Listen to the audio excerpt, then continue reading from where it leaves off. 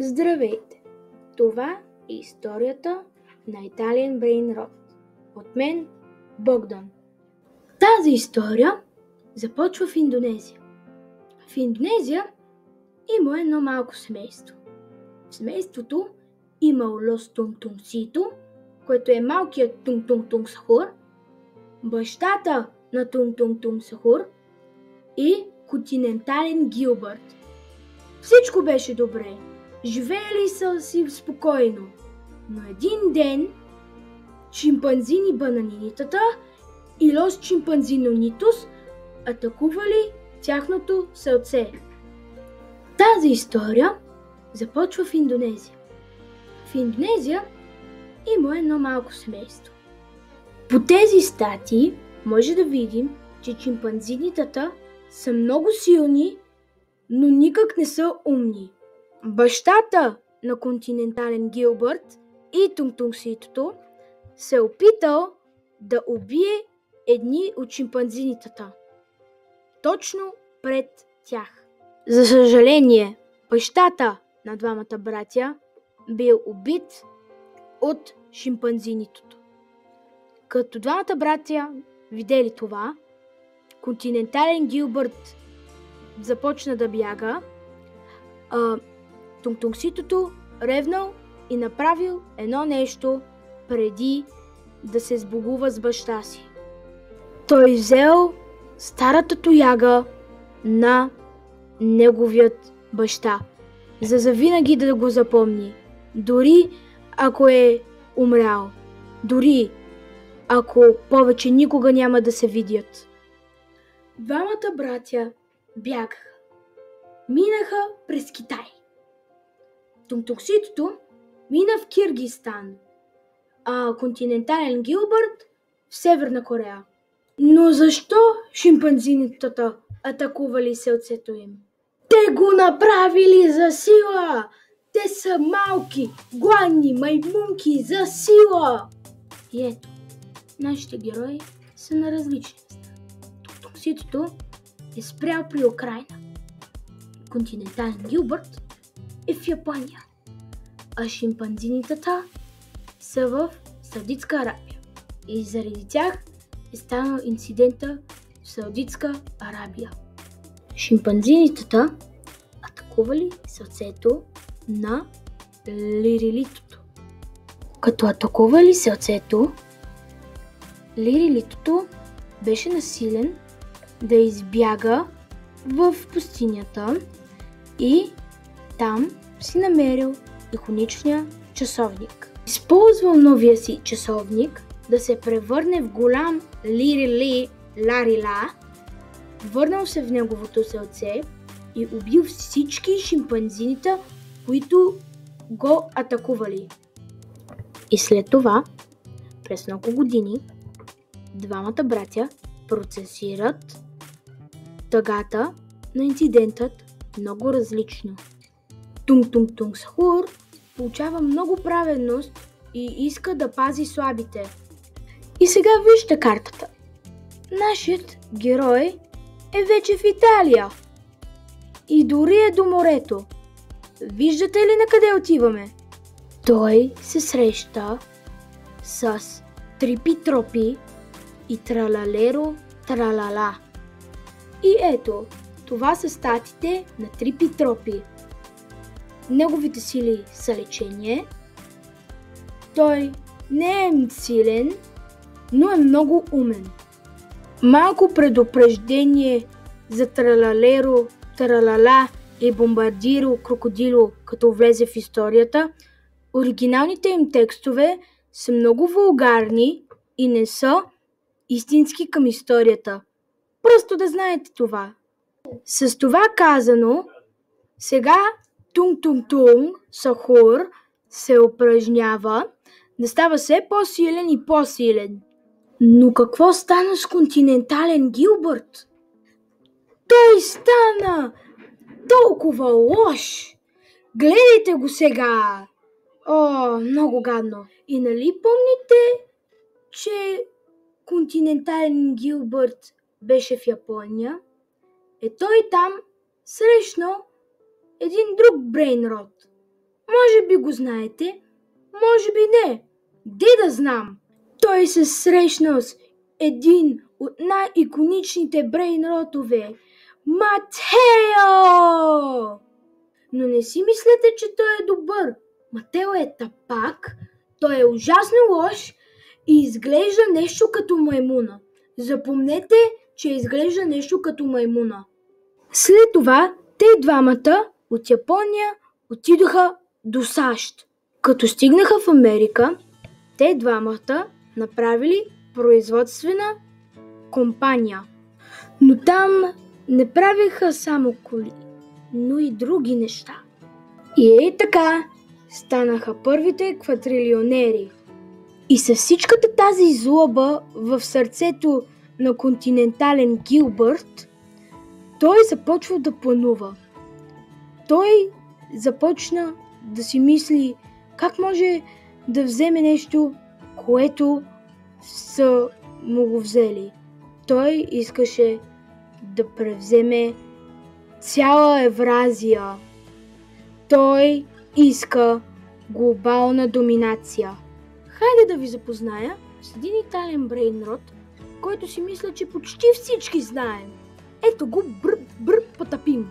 Той е богът на гората, той е супер як, той пази всички животни на земята и може да си говори с всички животни.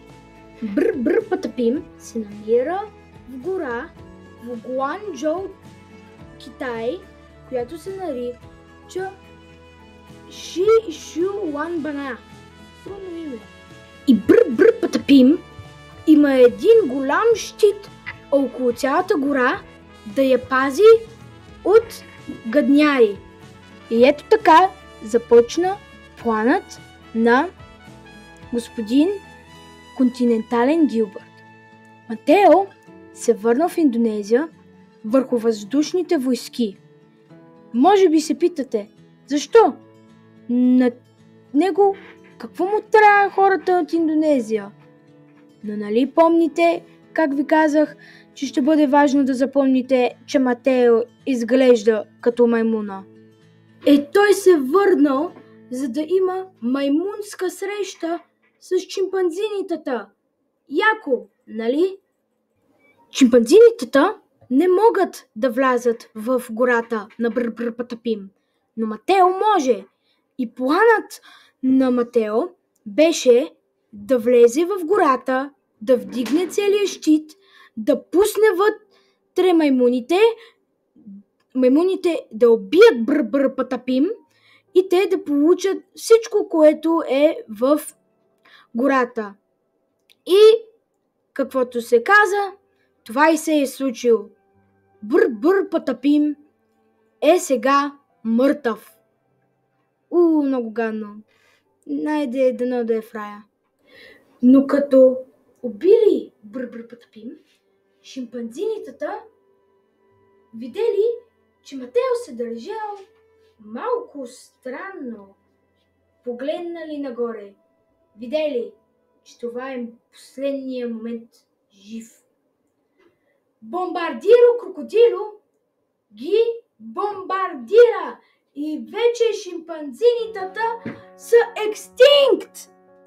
След убийството на Бър Патапим и шимпанзинитата, Матео се върнал с един бомбини гусини в Япония, оставил една бунека в Китай, защото той е само пехотинец и не е много важен, а бомбардиро крокодил избягал. Заради убийството на Бър Патапим от светът излиза много енергия. И тралалеро-тралала осъзнава, че нещо е грешно. Но как? И както Бър Патапим е бог на гората, Тралеро-тралала е бог на океана. И на картата може да видим, че бомбардиро крокодил е полетял около Италия.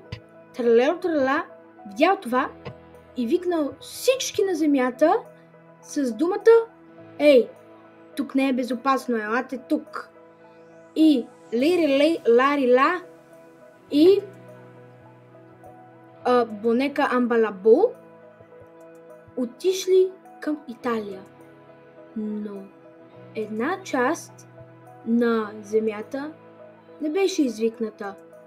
Нали знаете коя част е? Япония. И кой сега е в Япония? Матео! И разбира се, че той е в доджото на капучиното. Всичко се свързва. И кои са в доджото на капучиното? Балерина Капучина и Капучино Асасино. Едно нещо за тях, те са брат и сестра, не са женени. И те дават на Матео да влезе, като си мислят, че това е просто едно служебно пътуване. И след всички тези смърти, много енергия излезе от планетата Земя. Дори можеше да се види. И това взе вниманието на един някой. Но за него ще си говорим по-късно. И нали помните как Тунг Сахур се упражняваше да стане по-силен? Той вече има нова, по-силна форма. Той може да разменява от нормално до тази силна форма. В тази форма той е много бърз, много силен и много издръжлив. И също таралалеро, таралала получи нова форма. Тази форма е супер бърза, може да контролира водата, но ако се измори, пак си става нормален таралалеро, таралала. Но айде малко да се замислим. Какво прави континентален Гилбърт? Ние за малко да го забравим. И той е главният лош. Аз ще кажа какво прави. Континентален Гилбърт прави войска в САЩ, за да атакува Италия. И нали помните как таралалеро, таралала извика всички на земята да дойдат в Италия, защото беше опасно? Ето ги двамата. Лера, лари, ла и бонека амбалабо. Тунг Сахур и тралалеро, тралала се усещали много странно около него, защото той беше създаден от континентален Гилбърт и той беше лош. Но Бонека им обяснил, че в САЩ има гигантска армия, която може да дойде тук след няколко часа или дни и че той беше изоставен от континентален Гилбърт и затова той има правото да изостави него. Също така, той е много известен учен. И каквото станало е, че Тунг Сахур и Бонека Амбалабу отишли в Централна Италия, за да построят лаборатория, докато всички други останали пригълват на Италия. И айде да се върнем в Япония. Матео вижда, че балерина Капучина не изглежда много щастлива. Но защо? Едно нещо за тези двама е, че трябва да следват Капучино Бушидо кодекс на честността. Балерина Капучина никак не харесва кодекса, но Капучино Асасино много му харесва. И Матео знаел, че трябва да следва този кодекс. Затова тъмно през нощта Матео отишъл при балерина Капучина и казал: работи за мен и ще те направя да не следваш този кодекс повече. И тя каза да. И те двамата с едно бомбомбини косини се върнали в САЩ. И ето, тримата лоши плануват за глобална доминация.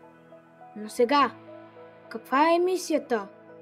Да убият тралалеро, тралала. И така, балерина Капучина с бомбардиро крокодило излетяха чак до Италия. Балерина Капучина се приготви за изненадваща атака, докато бомбардиро крокодил правише войни в Италия. Времето, което направиха това, е много добро, защото Тралалеро Тралала беше много изморен и вече се беше върнал в нормалната си форма. Като Бомбардиро Крокодил атакува моренцето, Трипи Тропи и Лири Ларила бегнаха, защото те са слаби. А Тралалеро Тралала викнал Тунг Сахур да дойде при морето, защото нещо страшно щеше да стане. Тунг Сахур започна да бяга към морето. Но в този момент първата битка в цялата история започва. Битката между Бомбардиро Крокодил и Тралалеро Тралала, в която, за съжаление, Тралалеро Тралала загубва. Като Лири Ларила видял, че Тралалеро Тралала е паднал, той спрял времето, отишъл при Тунг Сахур, донесъл го чак до морето и го оставил и пуснал времето отново. Като Тунг Сахур видял падналия Тралалеро Тралала, той просто отишъл при Бомбардиро и го скъсал. След това отишъл при падналия Тралалеро и го вдигнал и казал: "Ей, ти добре ли си?" Но за тези хора, които гледат, може би се питате: къде е нея? Тя трябваше да прави изненадваща атака. Тя не може. Видя силата на Тунг Сахур и осъзна, че ако го атакува, тя може да се счупи, т.е. да умре. Затова тя отива на морето и вика: Аз съм лекарка! Но единственото нещо е, че тя не е лекарка. Но едно нещо е, че тя е образована жена. И айде, нали помните каква беше силата на Трипи Тропи? Беше да лекува. И тя знаела това и затова насилил Тунг Сахур да сложи Тралеро Тралала при Трипи Тропито, само да получи доверие в групата. След това балерина Капучина вика: "Айде да отидеме при лабораторията и да видим какво може да направим там." И Тунг се съгласил.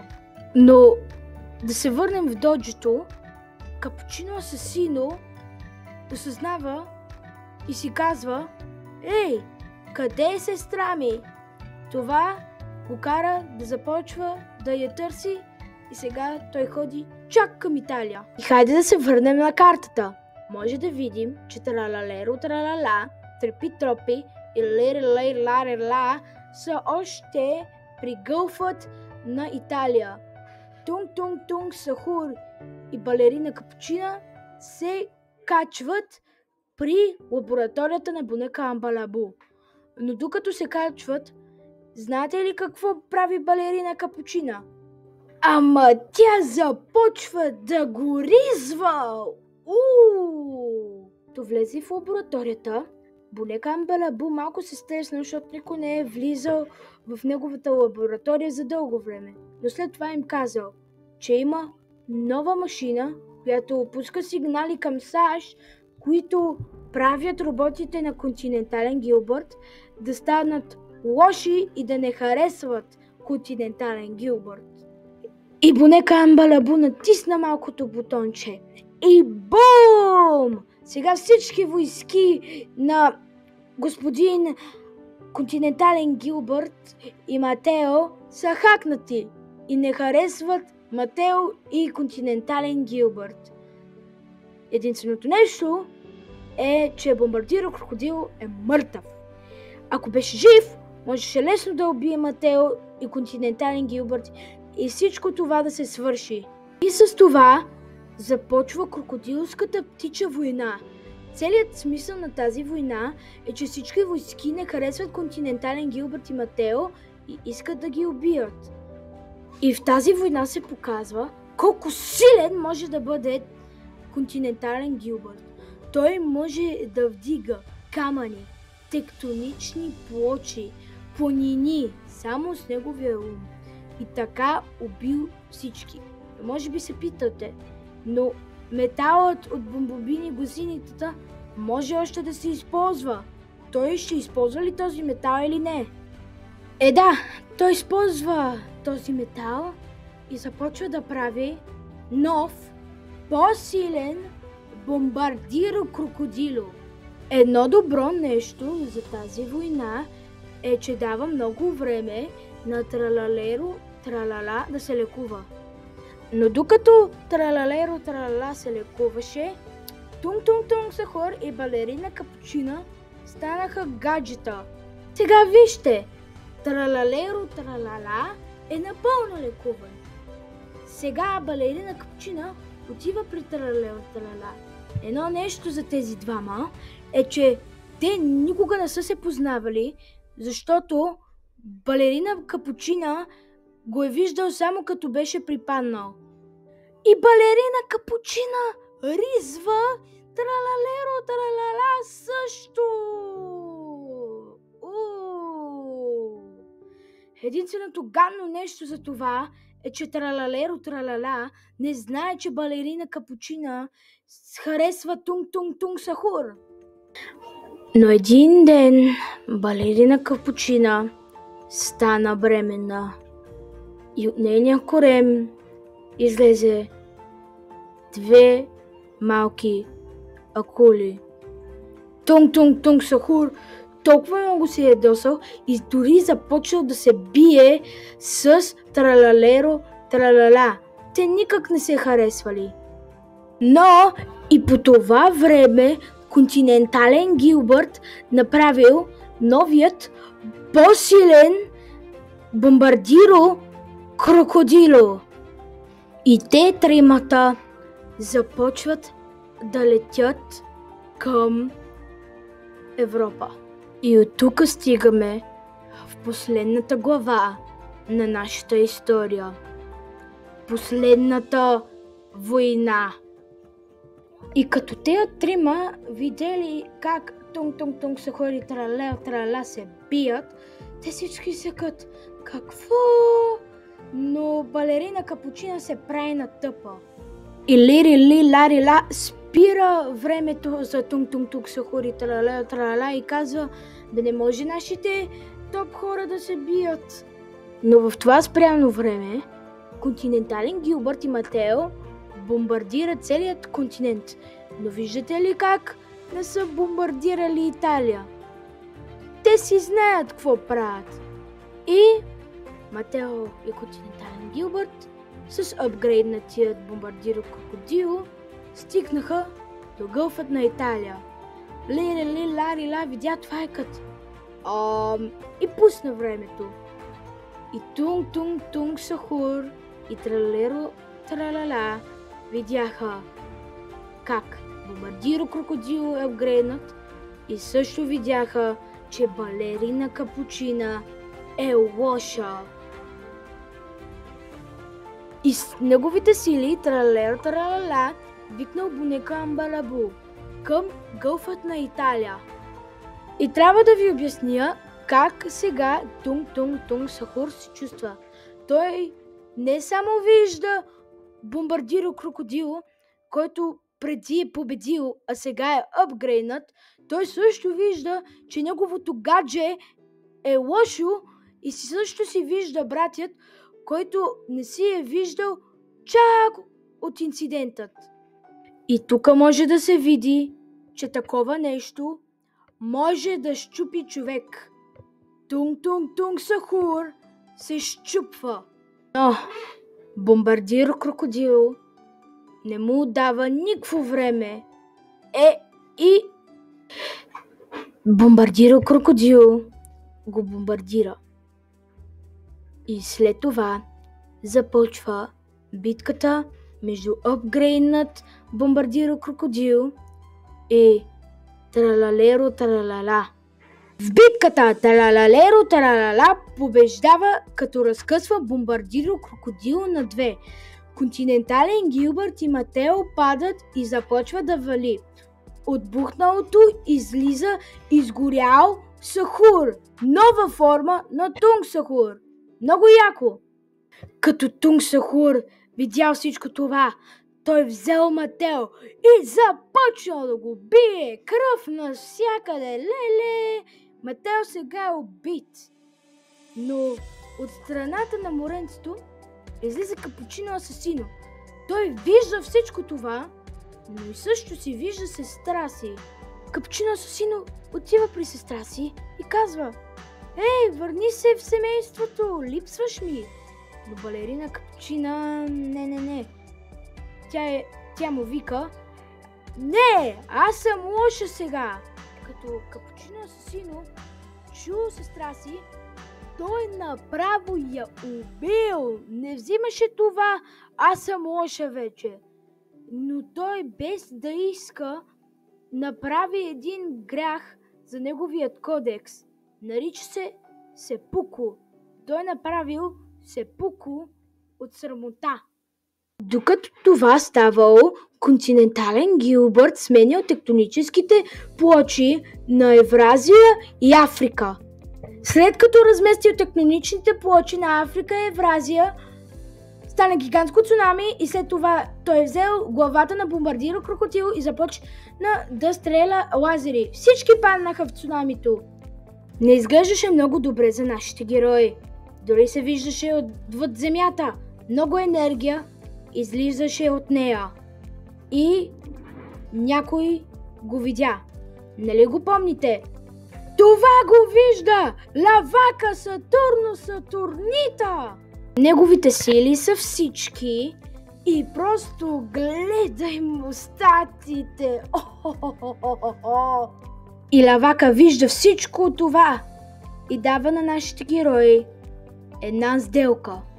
Една много страшна сделка.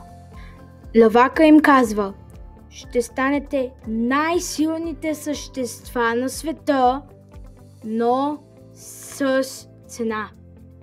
Като видяха в каква ситуация са сега, нашите герои всички извикали: „Да!“ И Лавака си използва силите да ги превърне в трипи, тропи, тралала, лири, лира, тунг, сахур, бонека, тунг, тралалеро, трипи, тропа, крокодина или ле гранде комбинационе. Са толкова силни и умни, че никой не знае статиите. Гилбърт ги застреля с цяла сила.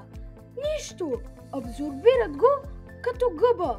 И те като в Уно го бърнаха право в Гилбърт.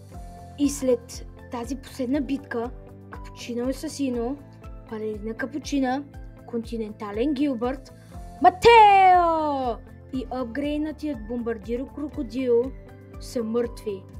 Но, за съжаление, нашият край е много тъжен.